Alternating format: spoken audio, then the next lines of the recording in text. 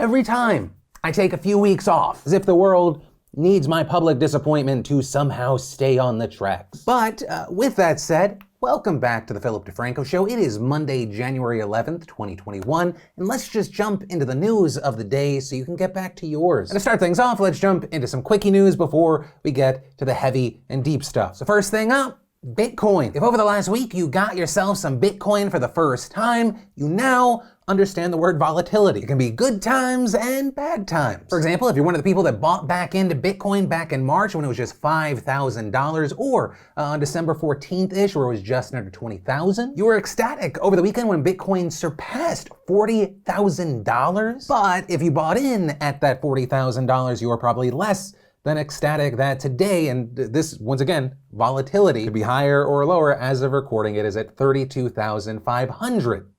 But all that said, it will be fascinating to see where it goes from today to December 31st, 2021. Boom or bust, time will tell. Then in creator news over the past few days, it's actually been pretty light, which is I think in part why we saw so many people clickbaiting that one of the massive creators on the platform right now, Corpse Husband, was quitting. I watched the clips. In no way did that seem like the situation. It sounded like he was talking about his chronic illness and as far as what his plans were, as far as his life in general, moving forward realistically. Which is why after we saw a number of those videos go viral, we saw Corpse take Twitter to say lots of headlines about me quitting YouTube. In the clips they're all using, I was talking about how I realistically see the longer term. I'm not imminently quitting anything. Thank you. But the unfortunate thing is I believe that we're going to still continue to see this sort of thing happen, especially because Corpse Husband is one of the biggest personalities out there right now. The guy literally released a 3-second audio clip of him breathing, and it got over 3 million views on Twitter in less than 20 hours. Also in celebrity news, we had Zendaya in the news for good and controversial reasons. This after Netflix released a trailer for Malcolm and Marie, which stars Zendaya and John David Washington. With many quick to point out and have issue with a significant age difference between the two actors, Washington's 36, Zendaya's 24. Some saying Zendaya looks too young, that the difference makes the relationship feel creepy. But others pushing back against that backlash, saying Zendaya is 24. She's a grown-ass woman. The difference is her choice.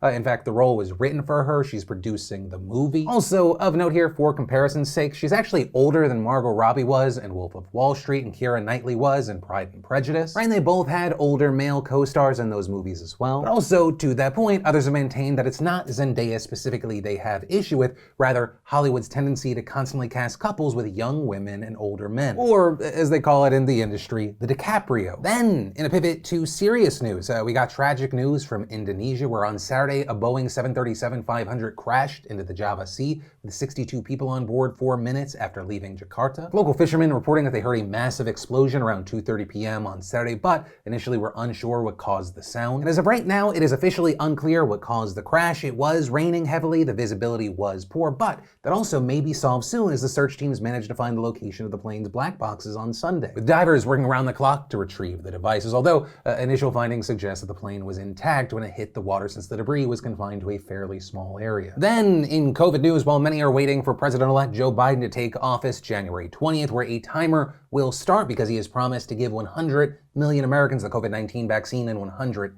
days. There are concerns that many of the current issues that are plaguing Trump's vaccination effort will likely continue into the Biden administration. This in part because sending out millions of vaccines is a logistical nightmare, and it's actually the states, not the feds, that often control the practical implementation of the vaccination. And many states are struggling with vaccinations. For example, in Florida, seniors who are the first in line report that it is a free-for-all in getting a vaccine right now. We as a country have been falling short, right? The Trump administration made a promise back in December that 20 million vaccinations would be done by the end of the month. They only managed 2.6 million. By January 8th, only about 6.7 million Americans have been vaccinated, which is a start, but things do need to get better, which is why you have a lot of people concerned that Biden has decided to keep on General Gus Perna in his role as Chief Operating Officer of Operation Warp Speed. Right, with people saying that he's the man who promised 20 million vaccinations and barely got to 2.6, but at the same time, Perna has on-the-job experience, and losing that could put them behind their goals. But from that, let's pay some bills and thank the fantastic sponsor of today's show, Athletic Greens. You know, Athletic Greens is designed to fill your nutritional gaps in your diet, boost energy, support gut health, your immune systems, and stress reduction all in one simple scoop. Its 75 ingredients include a multivitamin, multi-mineral, probiotic, superfood, greens blend, and more. And absolutely no complex routine, which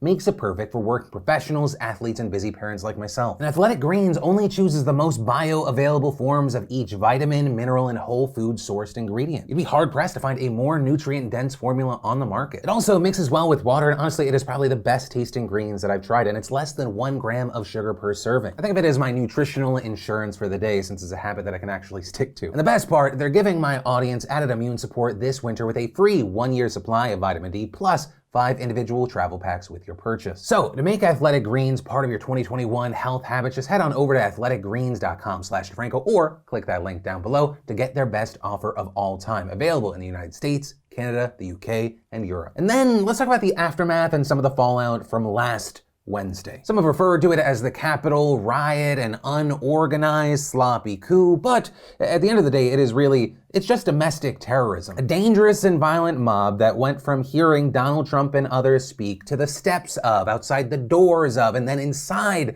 the Capitol, where among other things, they chanted for things like hanging Mike Pence. From all of this, democracy was shaken, 5 people were killed, but the more stories that come out, the more it's easy to realize that this could have been so much worse. And there's just far too much to talk about for it to just be in this video, and that's why this week and in the coming weeks we're going to be talking about different aspects. But where we're going to start is with the social media crackdown that we've seen in the wake of last Wednesday's events. Mark Zuckerberg announcing that Donald Trump was suspended from Instagram and Facebook at least until there is a transition of power on the 20th. Twitter, which had put a temporary suspension on Donald Trump, then even went further, permanently banning Trump and removing his tweet history. With Twitter citing the risk that he could incite further violence, which is against Twitter's rules. Snap locked Trump's account. Twitch indefinitely banned Trump's streaming channel. Shopify permanently took down Trump's campaign merch store. PayPal deactivated an account that raised money for Trump supporters, some of whom traveled to the Capitol. Also, in addition to aiming at Trump, we saw Google and Apple removing Parler, which think of it essentially as a right-wing Twitter. Right, so they removed the app from their app stores, but then Amazon said that it would no longer host Parler on its AWS cloud, which is a much bigger hit than anything Apple or Google could have done, because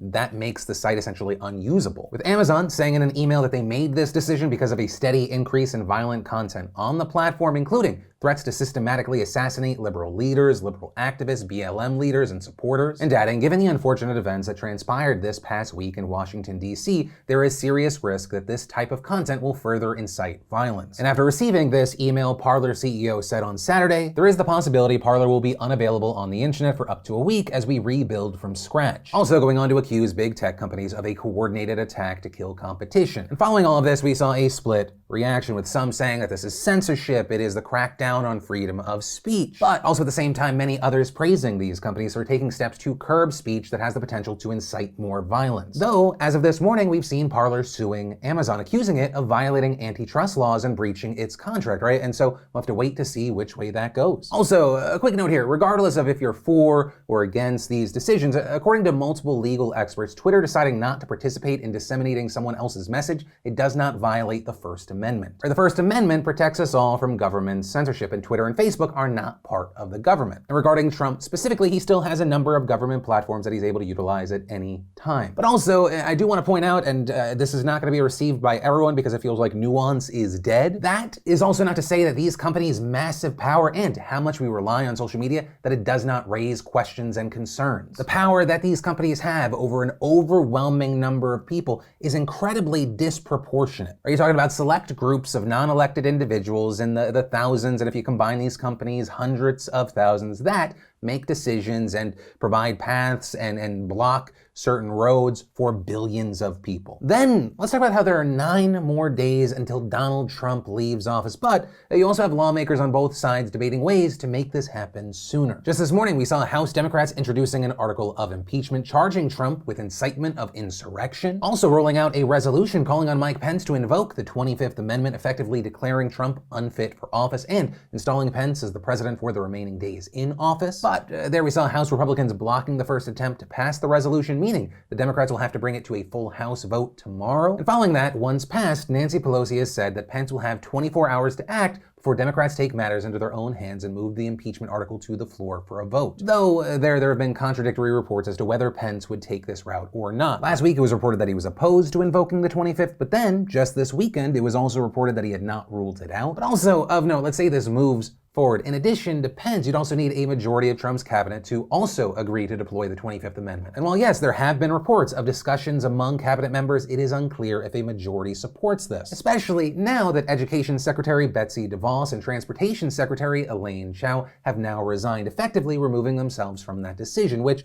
some people have argued is part of the reason they did this. And while Democratic leaders have pushed for this method of removal because it would be faster than impeachment, there's this mindset of we have to get him out of this powerful position because he could abuse it again before he's out. We actually have many other Democrats saying they favor impeachment for two main reasons. First of all, it would make Donald Trump the first president ever to be impeached twice, something that a number of them believe will hold Trump accountable and make it clear that the insurrection crossed a line, even if the Senate does not vote to convict. And secondly, if Trump was impeached by the House and actually got convicted by the Senate, not only would he lose major benefits awarded to former presidents, including his $200,000 a year pension, his lifetime Secret Service security detail, and his travel allowance. The move would also enable the Senate to vote by a simple majority to ban Trump from ever holding federal office again, something that is incredibly notable given the fact that he has openly floated the idea of running for president again in 2024. But a thing to note there is that is not incredibly likely, despite the fact that the Democrats will actually have a simple majority in the Senate now, once Ossoff and Warnock are sworn in. It turns out that Donald Trump's campaign strategy of saying that the election in Georgia is rigged, but also please vote in this said rigged election was not a winning strategy. And so now there's a 50-50 split in the Senate, with Kamala Harris being the tie-breaking vote. In order for that last scenario to even happen, to get to the point where a simple majority could do something, Trump would have to be convicted by the Senate with a process that requires a 2/3 vote. And while yes, we have seen a number of Republicans saying they believe that Trump should resign or be removed, no Senate Republicans have outright said they favor impeachment. So far, you only have Ben Sasse saying that he would consider convicting the president, Lisa Murkowski and Pat Toomey having both said they want Trump to resign, but neither have said if they would impeach. And while Toomey described Trump's actions as an impeachable offense, he also said there is not enough time to impeach. Which actually also brings up another issue, whether or not a president can be impeached and convicted after they leave office. Because while yes, the House could act quickly to make Trump the first ever president to be impeached twice, it is a different story when it comes to the Senate. Once the House hands off the article, the Senate must hold trials before they can bring the issue to the floor, and those trials could take weeks, if not months. And Mitch McConnell has also explicitly said they would not even begin until January 19th, which is the day before the inauguration. Which also brings up another concern. Democrats are worried that the impeachment proceedings in the Senate would hold up Biden's first few days in office. A fact that McConnell seemed to promise in a memo detailing how the process would impact cabinet nominations and Biden's push for more coronavirus relief. And so as a result, while speaking to reporters over the weekend, House Majority Whip Jim Clyburn said that Pelosi may wait to send the article to the Senate, saying, "Let's give President-elect Biden the 100 days he needs to get his agenda off and running, and maybe we'll send the article sometime after that." But for now, we essentially have to wait and see what Pelosi and Democrats will do. But if there is a final point here, if you were hoping for some accountability for something with Trump, at the very least, you should expect a solid wait. Also, as far as other fallout, in the days following the Capitol attack, we've seen the U.S. Justice Department now conducting dozens of arrests. And this, including a number of rioters that have gone viral in recent days, including the man who was walking around with a horned hat while carrying a spear with the American flag on it, the man who was spotted carrying away Nancy Pelosi's lectern, the man who was photographed sitting in Pelosi's office, and the zip tie guy, right? The man who was seen with large zip ties, typically used by law enforcement as restraint devices, with many other arrests consisting of Republican Party officials, GOP political donors, far-right militants, white supremacists, and QAnon supporters. Meanwhile, we're seeing reports of another death following Wednesday's storming of the Capitol. Yesterday morning, Capitol Police announced an off-duty death of one of its officers, and later in the day, that officer was identified as 51-year-old Howard Liebengood, who died by suicide, with former Capitol Police Chief Terrence Gaynor describing Liebengood's death as a line-of-duty casualty and adding that it was no different than the death of a fellow officer who died last week from injuries that he suffered during the attack. Though, to be clear, we still don't officially know if Liebengood's death is connected to the attack. However, it has been confirmed that he was among the officers on duty at the Capitol on Wednesday. Also, on the note of officers, there is a video of a police officer seemingly being chased through the Capitol by a group of insurrectionists during Wednesday's attack that has gone viral.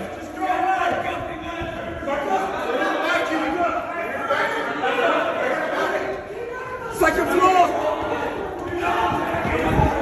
Well, initially shared because it's just such a horrifying video, it also didn't reflect the full story that we learned later. The video begins by showing that officer identified as Army vet Eugene Goodman first trying to block a door from a mob of insurrectionists. And he's doing this all alone. Goodman then pushes the leader of that mob back past the door frame, but they continue coming. From there, he grabs a baton off the floor. That then leads to a situation where we see him running up the stairs, those insurrectionists chasing behind him. And as they go farther up the stairs, they come to what just appears to be an empty hallway that we later found out was an unguarded hallway leading to the Senate chamber. One that was reportedly still in the process of being secured. In fact, Vice President Mike Pence, as well as several senators, were reportedly still inside the chamber at that time. And that is when Goodman takes action. He pushes the leader again, reportedly hurling insults, does everything he can to distract the man, think that, oh, I'm backing away this way, this is something that I'm trying to block. A move that appears to be successful, with everyone essentially lemming towards him until Goodman ends up finding other officers. Which touches on just one of the many ways that this situation, once again, could have been